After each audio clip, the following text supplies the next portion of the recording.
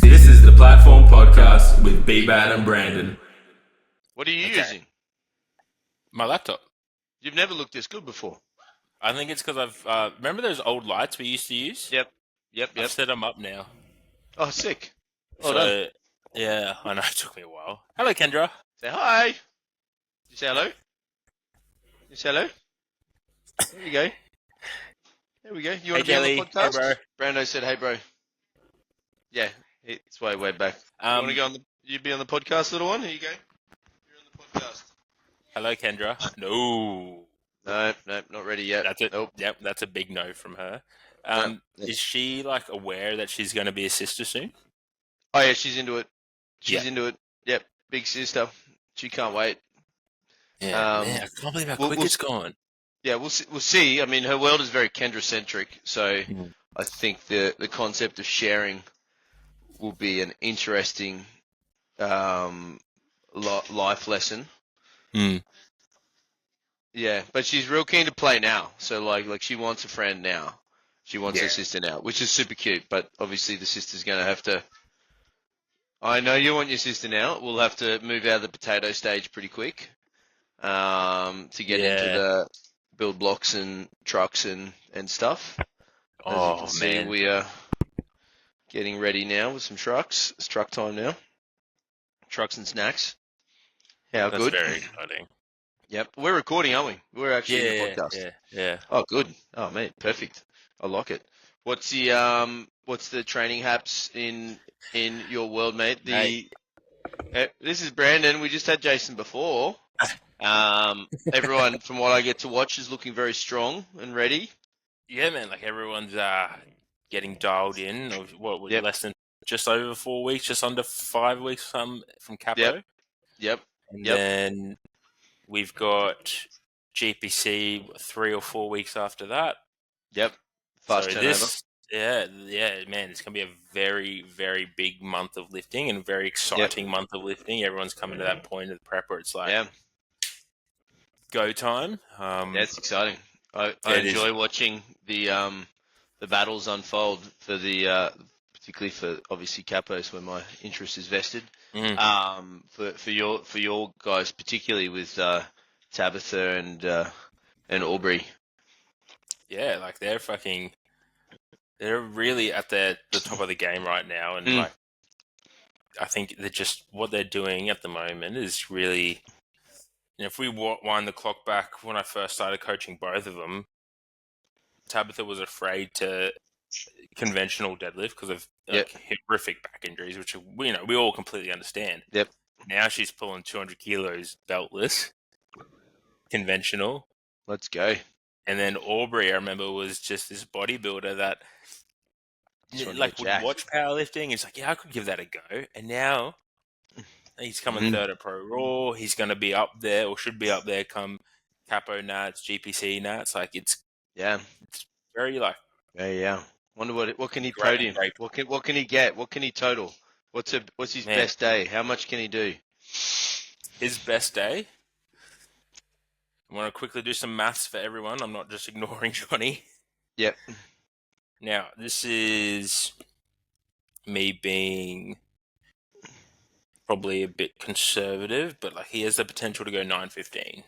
9:15. Beautiful. I like it. With like that's like everything picture perfect falling into place. God has blessed us. Yeah, because the 2.5s, I don't know if you're following the names that are on there. It's red hot. Like it's stupid red hot. Sam Murphy in WA is coming in fucking big and strong. And I know and Aubrey came second to him at Pro Raw. Yeah. Came third to him at Pro Raw. Yep. I know he wants 950. That would be wild.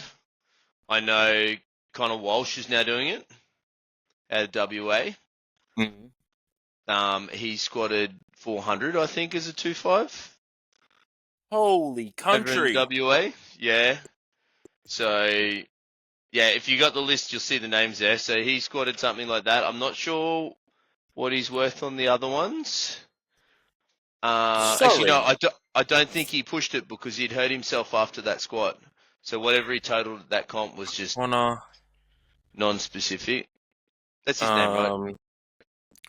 Yep. Yep, From yep, WA. Hey, he's a coach. yep. That's him. So Moustache, bald dude. 400.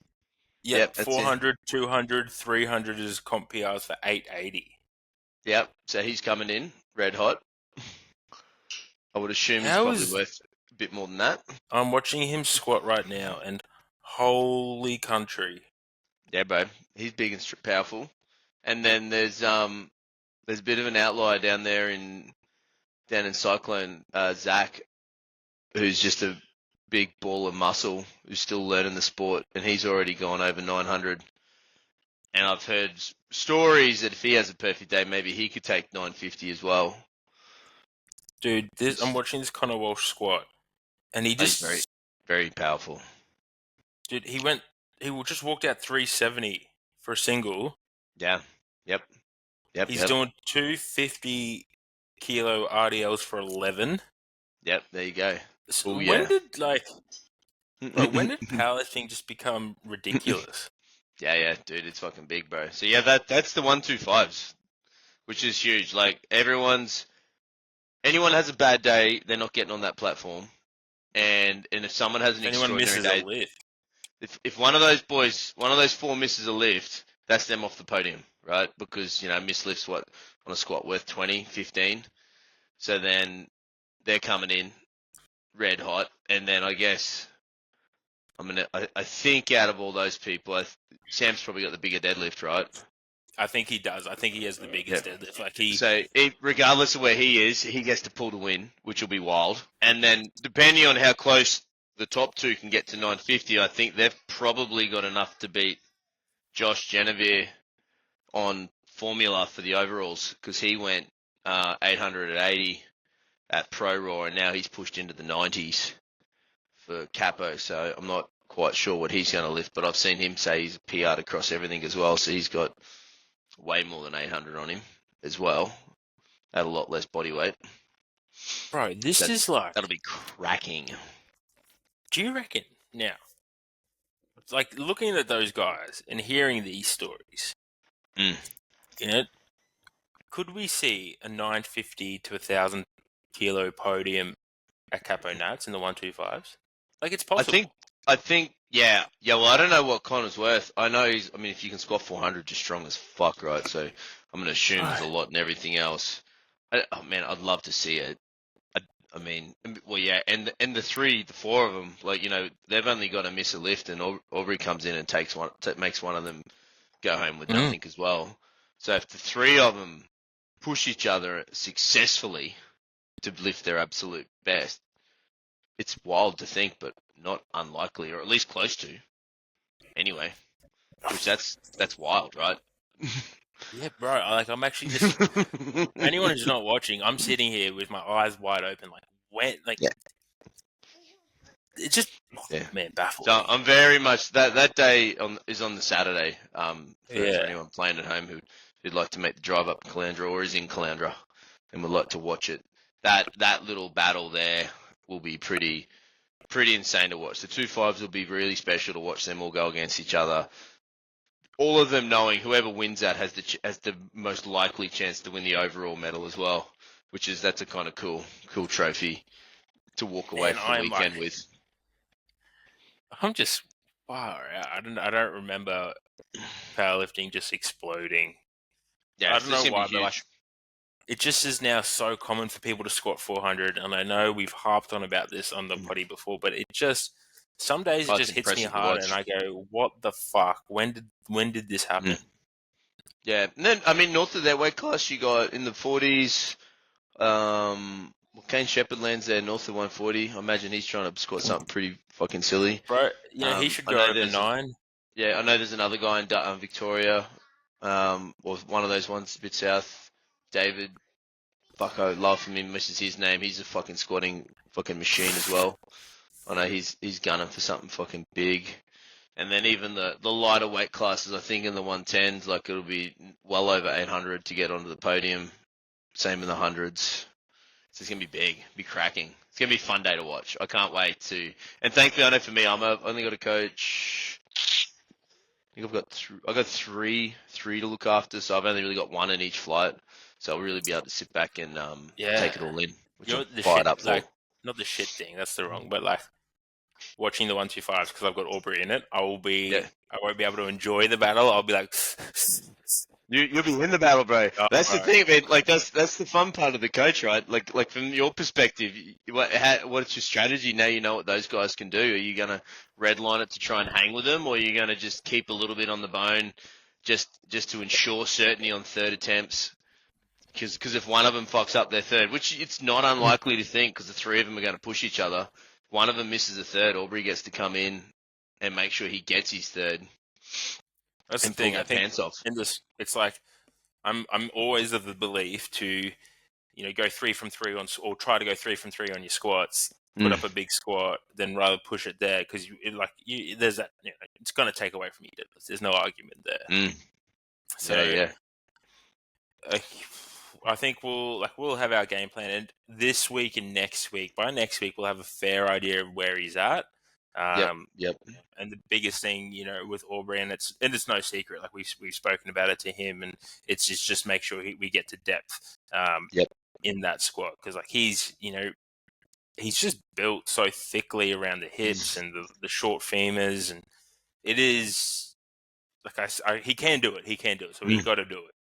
But that will be the biggest challenge, and it's not like we're trying to avoid that. We are training for it, so that will be the big. The standard of Capo is obviously quite high, as it should be. So we got to make sure we meet those standards. And I think the ownership, and what I'm trying to say is, Aubrey's copped that on the chin in terms of owning that, which is really cool to see. And that's a nice shift. For him. That's a nice adult way to look at it. I wish. Yeah, it's I like, wish, and you and me would both wish that a lot more coaches and athletes would take that ownership as well. Well, it's not on the referee to give you a white light. Like it's on the lifter to put them in a frame of mind to give you a white light. Like 100%. To me, it should be obvious these days the amount, not just the amount we talk about it, but the amount that fucking like it's a competition. It's now raising the standard of powerlifting is getting so much greater. There's more attention on it. So let's produce the best competition with the best standard. Yeah, I had this interesting chat. It's a good segue with someone the other week just talking about refereeing and standards and stuff. And I was like, man, we've got to be one of the few sports where the athlete and the coach walks away and just blames the event.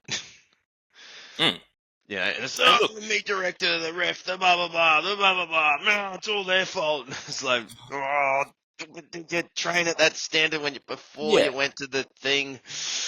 Look, and I think that happens to a degree in every sport. But the key difference is when you're in a solo sport, it is on you. Like there is, it will always come back to you. And I think, look, there is definitely cases where, and I've been known to blow up in the past, and even comps recently where I'm like, this standard is shit. But at the end of the day, if you've entered that competition, you have to meet those standards. Yeah, 100%.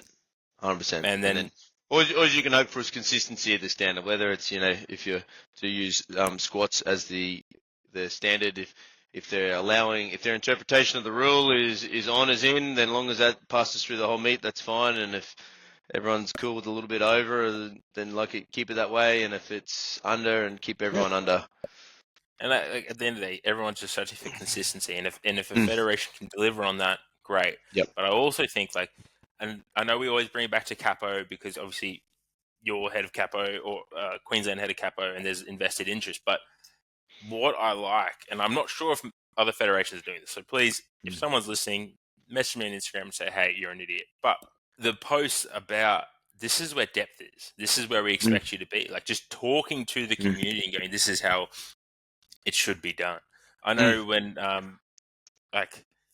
when I went through the ref course for GPC, Capo, and APL, Capo was really good. It was the exam, you read the rule book, and then you had Mason call you up and go, this was stupid, what the fuck? Or this was really good. He would have literally said that to you. Yeah. I was exaggerating that conversation. But, GPC, we sat down with Susie and it was like open discussion. But again, there was no real visual representation. Yeah. APL, Thomas does a really good job, and he, like, you know, with his video work, right? Both Capo, and I'm using Capo and APL as really good because they both gave us visual representation, whether it be in Thomas's videos or through now what Capo do on their social media, telling you, and even I think you guys sent out an email with it. Correct me if I'm wrong. We put out an email through the event to everyone where we just reminded them of the rule book, and then we even reminded them of the code of conduct to ensure good behaviour around that rule book, and then we put out an opportunity for feedback from the meet referee if you just had a general question or a general video where you're like, hey, where do I land within the rule book? And that's been really good because, you know, obviously squat depth's the conversation we all like to talk about, but there's a lot of rules that people don't truly understand or question. And we created a pathway where athletes and coaches could reach out and just say, hey, what do you think of this? Or I don't quite understand that. And whether it was through a video or a text, they can send that through. Because I know for us, I hate red lights. I hate seeing people go home sad and angry. So we try and make sure the lifters, coaches, and everyone else has been given all of the opportunity to ask the question. If they don't, they don't. But if they do, it's nice to be able to help them, which is good. And like at the end of the day, the director does not want you to get red light. They want Hell you. No, bro. Also, like even from a business perspective, you can have a better comp experience. You're going to come back and pay me more money.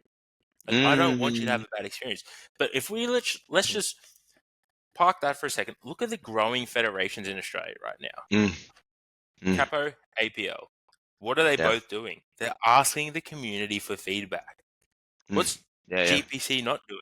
And look where it is. Like, whereas GPC is only still popular in Victoria. Yeah, I think I saw when APL. Then it's like, I was gonna say when APL when they brought out their rule book, because obviously they disaligned with whoever they were with and had to recreate their own rule book. They asked the community through social media ideas and thoughts around like how and what should be in there and where they struggle with wording on stuff to try and eliminate any of the interpretable kind of stuff, which is genius. 100%. And like asking, like, do they think? I remember the one about like, do you think if you can wear knee sleeves in squatting, can you wear elbow sleeves in benching? Like, it's a good question to ask. Yeah. Well, if you can, why can't you on the elbow? Why can't you get a sore elbow? What they decide? Yeah. Can you wear them?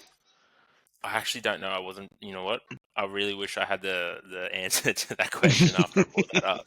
What an idiot! But I just think what Capo. Then you just start seeing people wearing fucking. You start see people knee wrapping their fucking elbows, bro. Oh, bro, yeah, fuck. Well, see, then it just opens up like, fuck. That's why people need to remember. Sometimes there's rules for a reason, and that's why there's a rule like that. Because if you just say no elbow coverings, that stops people from fucking wrapping their knees and wrapping their elbows. Imagine like what the state of powerlifting would be if fucking we could wrap our elbows. Hey, don't laugh. Mate, we'd all be in the mate. If we're allowed, you can't tell me you wouldn't be doing it though. No, 100% I would be. But that's like. Crank that thing on, mate. Like, what would fucking make it's kind it of tight. Make that tight. Well, there is that unlimited division. I'm not too across the rules on that. I've got to brush up on them because we do have unlimited benching at Nats. Imagine if it was truly unlimited, you could fucking wear anything you like. I'm wearing a quip suit and a slingshot. Yeah, why not? Multiply unlimited. I don't know. Those things look pretty uncomfortable already. I don't know if you need another layer. To be honest, I'd have that one time and I'm good. But, not again. Yeah, not again. But I'm very excited to like for CAPO Nats. Like 4 days on the coast, and I know we've been hyping up for ages on our potty, but like it's getting closer. And if you aren't excited, people, like, fuck, what more do you want? Come out and watch, bro. It's gonna be a party. It's gonna be sick. I'll be there all 4 days. Yeah, you're going to be in for an absolute treat. Come and hang out with Stan Enferdine, our brother. What a goat. Literally. Man, I'll tell you, like, the bit I'm excited for everything, but the junior division, we have 3 flights of juniors. I saw that. So sub 23, there is essentially pretty much 3 flights of juniors, which is going to be huge. There's 10 10 to fit no, what's the age category? 13 to 15-year-old. There's 10 boys in Raw Plus. I think that's the Wow. one. Which is like, it's cool because we can pick out the little age categories, right? So the 13 to 15s can battle it out, and then the 16 to 17s and the 17 to 19s. Like, there's actual cool competition for these young lads, and young girls. Yeah, their ones have got a few in it as well, where they'll be, battling for podiums. Even the kids aren't getting World Cup medals either. They got to go for it. It's a really exciting time for like juniors coming through the ranks. Yeah, dude. Imagine how strong they're going to be. Teens and juniors. Oh man, I don't even want to think about it. Like, that'd be the wild. kids that like, it's just ridiculous. Like, Yeah. I always go back. Like, I look at completely kind of different context, but school systems with their they got heads of performances now. They have head strength conditioning coaches. Like, can you imagine? Like, if we had access to that when we were in high school playing quality rugby, like, what the? It's just insane. Oh yeah, mate. Going to the gym in high school was not a cool thing in my high school. There was only me and one other guy, and we never talked about it when we went to high school because going to the gym that's not cool. No, now it's just like, mate, you get to 3:30, 4 o'clock, and it's school hour. Yeah, mate, the schools have got gyms now. Good ones too. Real good ones. Bro, St. Pat's at Shorncliffe spent over $1 million on their field alone, and their upgrades to the gym. Wow. It's a fully equipped gym. Imagine being a young person and getting access to playing that every morning. And do you know who the strength and conditioning coach there? He's my boss now at Dolphins. He worked for New Zealand Warriors for nearly 13 plus years as their S&C. And now he's what a person to mentor the young people. Exactly. You're getting that access to, like, and the dude's smart, like one of the smartest dudes in the fucking industry. I'm just like, I might have actually gone professional. No, I'm just kidding. I wouldn't have, but yeah, you could have gone all the way. Exciting times for the future. You'd be playing Origin. Oh, you'd probably be retired now, wouldn't you? Technically. Oh, 31. I'd probably just still be playing, hanging around. Yeah. Yep. Fair. Towards the end of your twilight of your years. Would be. It's weird to think, like, a lot of the people, that I watch, I'm like, we're the same age. Where? That could have been you running out with DCE. Maybe you could have fixed the problems last week for Queensland. Bro, I was like, do we bring it up? Do we not? But I banned the conversation in the gym. I made it quite clear to everyone that we don't talk about that. It's not to be brought up. And the first client that came into Fortitude, mate, deliberately came in because he knew I came in at that time zone, and he came in literally daytime instead of when he trains at nighttime to see me to help celebrate his win for the blue team. Yeah, like, get the fuck out of my gym. Yeah, look, it was definitely not ideal, to say the least, as a very big Queensland supporter, but I'm confident in Game 3 that we can, play, make it interesting to play.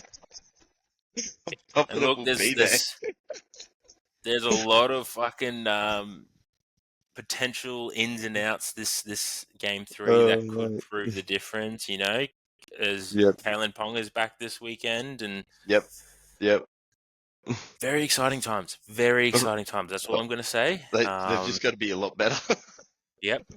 I didn't appreciate Ryan Reed, the message I got from him laughing at me. But you know what? It's all fair and well. You know what, bro? I love you. Yeah. So I won't. What do you think you got inside me? What do you think the coaching staff does at the end of that game? Like when they walk into the shed and everyone's there, and the head coach just goes, "Fuck it." Like, what words do you deliver to a playing group after that experience?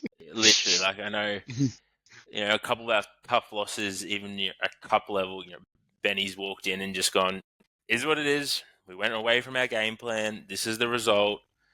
We got to sit with this, learn from it, and just move on. So I can imagine there's still some positives for them to take away. I'll try and find some at least. And somewhere they tied their shoelaces really good. Maybe their outfit looked nice. A couple of boys probably had their hair done good. You see Ryan, I think Paddy Carrigan got his haircut done, posted it on the gram, and Ryan just messaged him going, "I feel betrayed." I'm like, "Bruh, it's okay, bruh." Yeah, well, hopefully they turn up and do it a bit better next time. Fingers crossed, bro. I mean, fuck, they'd have to do a lot better than better. They were useless. Yeah, all you need to do is play like you did in the second half, which wasn't great, but you still won the second half. Yeah. Why you can just do that? Anyways, I'm going. We're not out there. I'm sure that they will face. They'll face them fucking head noise coming into game 3 and be ready to roll. Yeah, nothing like a bit of Queensland spirit to get you up though. Oh yeah, I mean, once it's up here, we'll all go from feeling, and everyone else here feeling sad and depressed to completely one-eyed and only thinking that there's one option. And obviously that rubs off on them as well. And that stadium is just so daunting. Yeah, it's wild. When you go to a stadium called the Cauldron,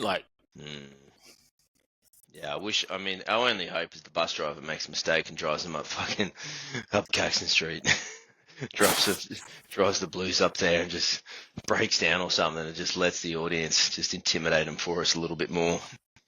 I was listening to a podcast with Billy Slater and one of the, I guess, coaching staff people, and he was saying he had never been to an Origin game previously. He was a Victorian, and they were just talking about how he did the walk with the fans from Caxton Street Hotel down to Suncorp Stadium when it was time, and he was like, it was the most insane thing. It's and you know what? Queensland fans are fucking brutal. And I know that. I'm okay with it. I'm okay with accepting it. But when it comes to Origin, man, if you're a friend of mine during the year and then you actually support the Blues, I don't want to talk to you for 3 months. You're not my friend. You're not my friend. I don't even And there's nothing better than an Origin win. Yep. My wife's not listening to this, so that's okay. But waking up on a Thursday morning when you know that DCE or Cam Smith, Darren Lockyer back in the day has held up that shield. Happy days. Everything's okay in the world. Yeah, happy days. Yeah, exactly right. I love it. Oh yeah, man. I'm gonna ask you one question before you go, and that's gonna be, what is your favorite flavor ice cream, and then do you have it in the fridge right now? Cookies and cream ice cream by Connoisseur, and yes, it's actually in the fridge right now. Excellent. I'm currently trying to avoid overindulging in it, and I was really proud this week when I had 1 teaspoon instead of the whole tub. Whoa, big moment. Well done. Wow. Yep, because I'm back training. I'm an athlete. What's your favorite, actually? What's your favorite ice cream? I like them all. I like Miss Sophia's up on Stafford Road. I like all of them inside that shop. That's really nice. But at the moment, I've got Ben & Jerry's caramel something or other in the freezer right now. Yeah, right. And that's being consumed. Anyone? I run a different model on ice cream consumption to yours. Yeah, no, look, please don't judge, but there's days, or have been days, where I'll sit down with the tub and just eat it. And I've had to really woo up, sorry. And anyone who's listening to the podcast and knows Johnny will know that was the most Johnny response in the world when asked, what flavor ice cream do you like? And he responded with all of them. I like all of them. That was the most Johnny response in the world. I love it. Good chat, fella. It was, bro. I will be keen to see you next week. Hopefully you don't, because we'll have a baby and you'll be running the show. But if not, it will be a great chat. I'm really looking forward to that one. We've got Liz Craven coming on for those listening. That's going to be huge. Very exciting. Obviously, her reputation exceeds her and doesn't need no introduction. So nope. Look out for that one, team. Go female. Look after yourself.